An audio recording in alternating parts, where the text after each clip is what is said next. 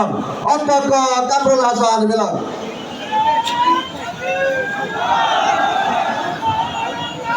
আসসালামু আলাইকুম ওয়া রাহমাতুল্লাহি ওয়া বারাকাতুহু।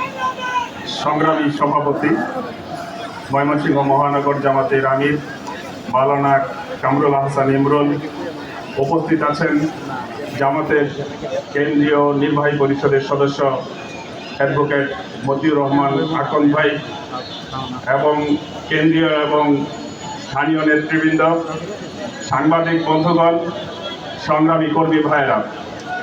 আমরা বিগত সময়ে দেখেছি ৫৪ বছরের বাংলাদেশের ইতিহাসে বিগত সরকারগুলো ফ্যাসিবাদী আচরণ, নৈরাজ্য, খুন, দুর্নীতি, সন্ত্রাসের মাধ্যমে এই বাংলাদেশকে বারবার লাইনচ্যুত করা হয়েছে।